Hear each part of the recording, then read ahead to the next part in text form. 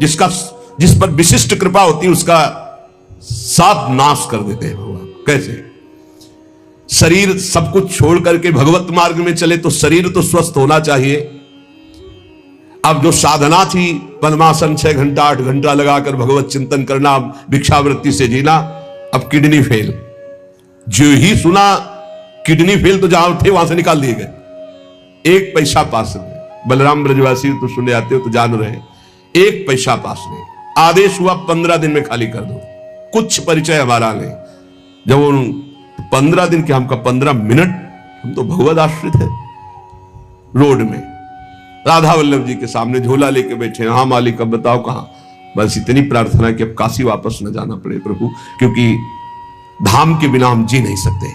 आप उस परिस्थिति को झांक भी नहीं सकते कि क्या स्थिति उस समय।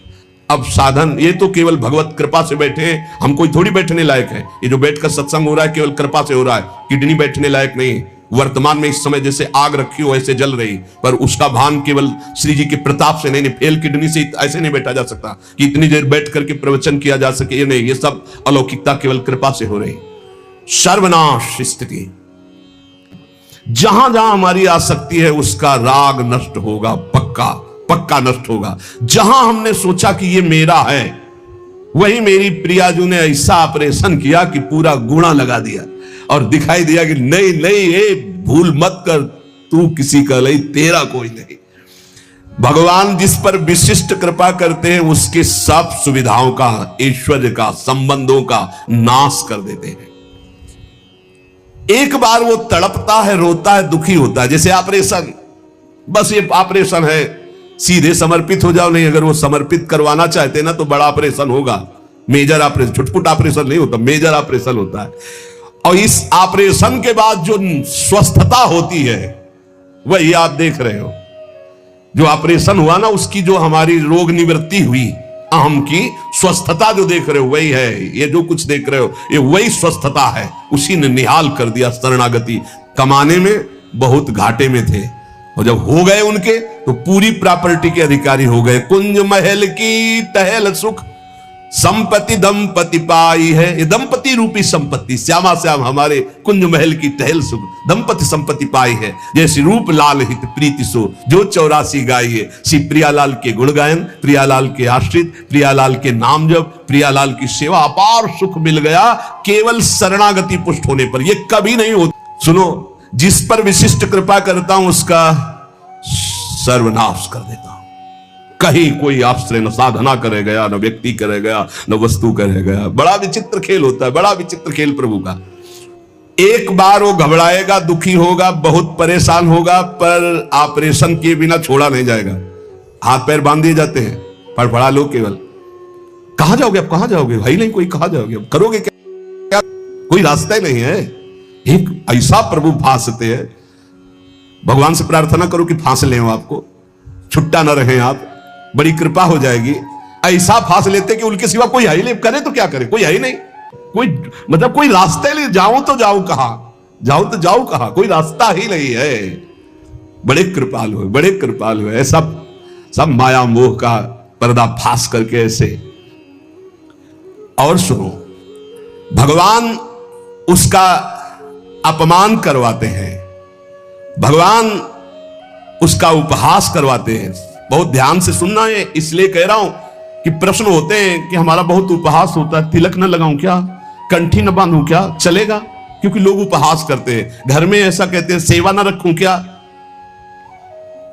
तो क्या समझते हो, भगवान के मार्ग में चलने के लिए जब एक संसार का पति वर्ण करती है तो ठसक से सुहाग भर के चलती है। वो किसी के उपहास को डरती है। तुम जगत के मालिक का सुहाग भरे हुए हो, ये तिलक, ये कंठी, तुम्हें शर्म आती है इस बात के लिए कि कोई तुम्हें भगत कहकर उपहास करेगा तो तुम कंठी तिलक उतार दोगे? कैसी निष्ठा है?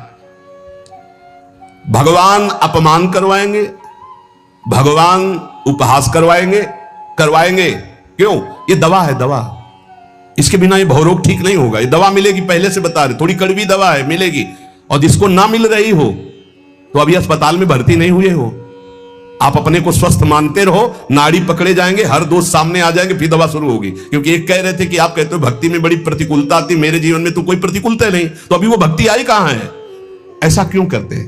क्योंकि जहां जहां हमारा राग है उसका नाश होकर भगवत प्राप्ति के लिए जो जो हमें सद्गुण चाहिए वो श्री भगवान देते हैं। इसलिए कभी शिकायत मत करो।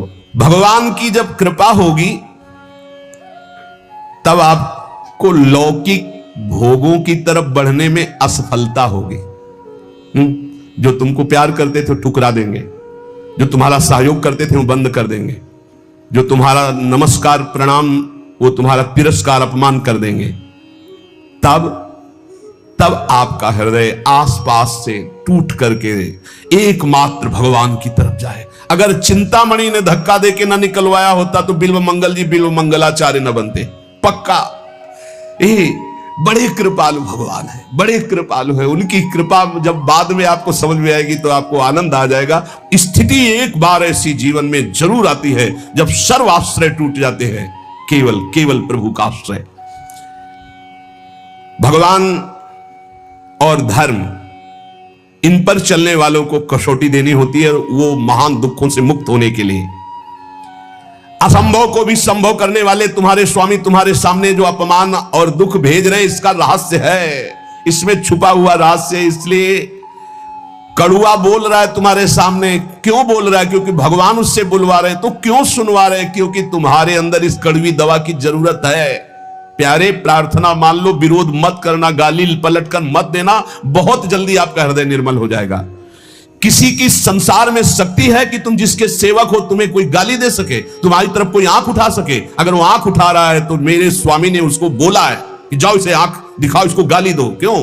क्योंकि कोई है अंदर ऐसा जहरीला फोड़ा, उसका ऑपरेशन हो रहा है, दवा दे रहे भगवान। विश्वास कर लीजिए, भगवान की कृपा से तुम्हारे अंदर ऐसी स्थिति उत्पन्न होगी जो शम होगी, जो सारी सफलताओं को लांग कर परमानंद में डूब जाओगे। इसलिए उपासक केवल भगवान को देखे। जहां कोई अपमान हो रहा है, जहां कोई परिस्थिति, जहां कोई दुख है, जहां कोई तिरस्कार, जहां कोई भगा रहा है, उस समय देखे कि मेरे भगवान का विधान है, मेरे हरि का विधान है।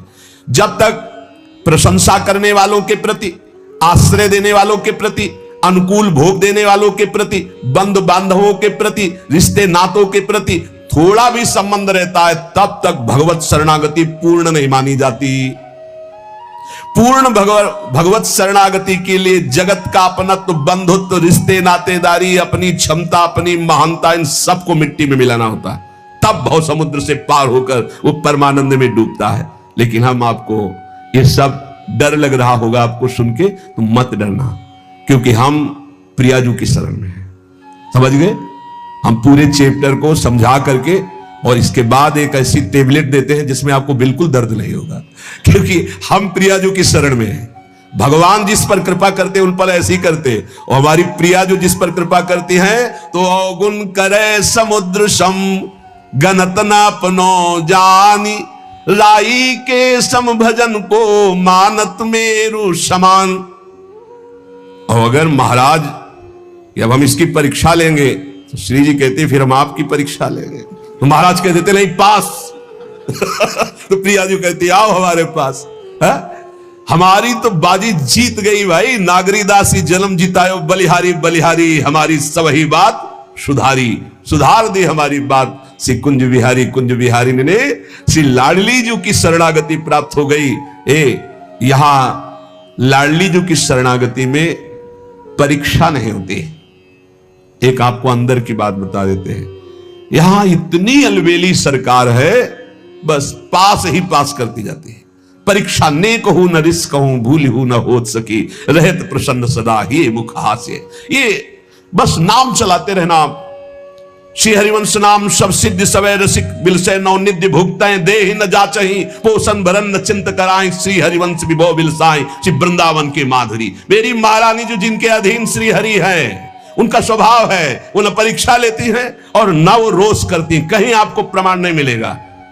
परीक्षा नहीं लेती है, रोष नहीं करती और भूखा नहीं रहने देती, और कभी भी किसी भी परिस्थिति में घबराहट नहीं आने देती। वो एक अलौकिक आनंद, एक अलौकिक समर्पण, एक अलौकिक, हमारा समर्पण क्या, उनका समर्पण, वो कितना समर्पित है। इसीलिए हम कहते हैं कि हमारी तो जीवन की बाजी जीत गई। नहीं, महाराज ऐसी ऐसी जिस पर मैं प्रसन्न होता हूं उसका सर्व, ये समझना बहुत कठिन है भाई, बहुत कठिन है। और महारानी जो हर समय प्रसन्न ही रहती। जिस पर मैं प्रसन्न होता हूं, जिस पर मैं कृपा दृष्टि करता हूं, वो हमारी श्री जी कृपालुता, दयालुता, करुणा की समुद्र है। कभी भी कैसो पापी क्यों न हो, हरिवंश नाम जो ले, अलख लड़ेती रीझ के महल खवासी दे। ए भाई, इसीलिए राधा राधा राधा राधा राधा ये पिता है, ये कभी भी चपत लगा सकते हैं, लेकिन अगर माता के आंचल में छुप गए तो वो ऐसे करके फिर ऐसे जब देखती है तो पिताजी भी मुस्कुरा के वापस हो जाते हैं। ये होता है ना, अनंत माताओं का वात्सल्य हमारी प्रियाजू में है। जो लालजू कहते हैं बहुत ही उद्दंड है, गीता में समझाया, भागवत में समझाया, समझता ही नहीं है, संत गुरु वाक्यों से समझाया फिर भी नहीं समझ रहा, अब इसको दंड देना पड़ेगा। तो श्री जी कहती है अच्छा ये राधा राधा कहता मेरी शरण में फिर भी अनुलिख्या अनंतान राधा मत रजिस्टर फाड़ दो, इसका रजिस्टर फाड़ दो, इसका रजिस्टर नहीं रहना चाहिए, क्योंकि ये श्री जी का शरणागत। विश्वास कर लो हमारी बात पे। 5 मिनट की मानसिक सेवा यदि शुरू कर दी तो बहुत बड़ी उपलब्धि होने लगेगी, पर इस मानसिक सेवा की उपलब्धि के लिए बहुत हृदय शांत, एकाग्र और निर्मल चाहिए, नहीं तो अंधकार के सिवा कुछ नहीं दिखाई देगा। इसलिए पहले प्रगट सेवा में रति और खूब नाम जप और रसिकों का संग, वृंदावन की रज का सेवन, चाहे जहां दूर रहो। अगर आप श्रीधाम वृंदावन अखंड वास नहीं कर पाते हैं तो यहां कहते हैं कि माना प्रभु मेरा इतना सौभाग्य नहीं है कि मैं वृंदावन वास कर पाऊं, पर लाभ वही मुझे मिलेगा। कैसे? कह रहे जो पे नहीं वृंदावन वास दर्शन, त्यों त्यों करके हिये निभयो, जो कहूं प्राण वियोगे तनते, जहां जाऊं तू नाम को ले हो, जा में रुचि तुम्हारी सो करी हो, वाही में निज मन ही मने हो, ललित किशोरी कृपा राखियो, जहां रहो तेरो गुण गए हो। ये बहुत आनंद का विषय है। जहां राखो ता रहो मान सुख रास। लाडली यदि मेरा सौभाग्य नहीं है वृंदावन अखंड वास करने का, सबको ऐसा कहां संयोग बनता है, तो कह रहे हैं कि मुझे इस पे कोई घाटा नजर नहीं आता है। यदि मुझे वृंदावन वास और दर्शन प्रगट में नहीं रोज मिल रहा है तो जैसे आप जहां रखोगी मैं वैसे आनंद पूर्वक रहूंगा। तुम आनंद पूर्वक कैसे रह सकते हो? वृंदावन से दूर कैसे आनंद पूर्वक रह सकते हो? बोले आपका नाम है ना, आपका नाम और आपका चिंतन और श्रीधाम वृंदावन का चिंतन, वृंदावन का चिंतन करते हुए, आपके नाम का जप करते हुए, नाम का ध्यान करते हुए और ये सोचते हुए कि जामे रुचि तुम्हारी सो करी हो। आपकी रुचि है मैं दूर रहकर आपका चिंतन करूं, तो आपका चिंतन दूर रहकर करूंगा और निज मन में निरंतर आनंदित रहूंगा। क्यों? क्योंकि मैं आपका गुण गाऊंगा, आपकी लीला गाऊंगा, आपकी प्रकट सेवा करूंगा, वृंदावन का चिंतन करूंगा, मानसिक सेवा की भावना करूंगा, तो जहां प्राण छूटेंगे वहां मैं आपको प्राप्त हो जाऊंगा। जो वृंदावन वासी को फल मिलता है वही वृंदावन आश्रित को फल मिलता है। बस नाम लीला गुण गायन और ये ठसक रखना हमारे माई श्यामाजू को राज। हम जहां हैं श्यामाजू के हैं, इसी से हमें वृंदावन वास का परम लाभ मिल जाएगा। जीवन में वृंदावन धाम बहुरंगैया प्रवीण बसे। ये धाम जड़ देश नहीं है कि केवल इतना ही है। आप बहुत दूर देश में वास करते हैं और वृंदावन के आश्रित हैं, तो वहीं वृंदावन सामने दिखाई देगा जैसे हमें दिखाई देता है। ये वृंदावन ऐसे ही आपको दिव्य वृंदावन वहां दिखाई दे। ये चैतन्य घन है, ये चैतन्य स्वरूप है।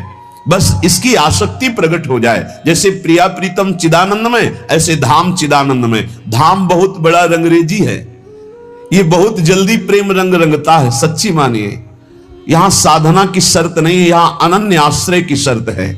यदि धाम के प्रति अनन्य आश्रय हो गया, बस अनन्य आश्रय में जैसा श्रीपाद प्रबोधानंद जी इस श्लोक में कह रहे हैं कि नैवान्यत्र क्षणमपि मया शक्यते स्थातुमत्रा, मृष्यात्युच्चैर समकुधियो जायते में पराधा।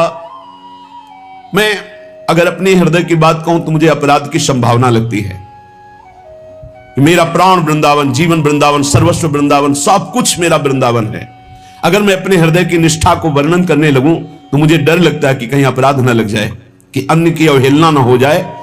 पर हम आपको इतनी बात जरूर कहते हैं कि वृंदावन के बिना क्षण भर भी मैं जीवित नहीं रह सकता। कितनी बड़ी बात है। यदि आप यही आसक्ति लिए हुए बाहर वास करते हैं, हाँ वृंदावन, हाँ जीवन धन वृंदावन, तो आपको बड़ी दुर्लभ वस्तु प्राप्त होगी। हा हा वृंदावन कुविषय काशया लोक धर्म त्यक्त्वा स्वैरम विचरति मयि त्वत्कृपा भावनी किम।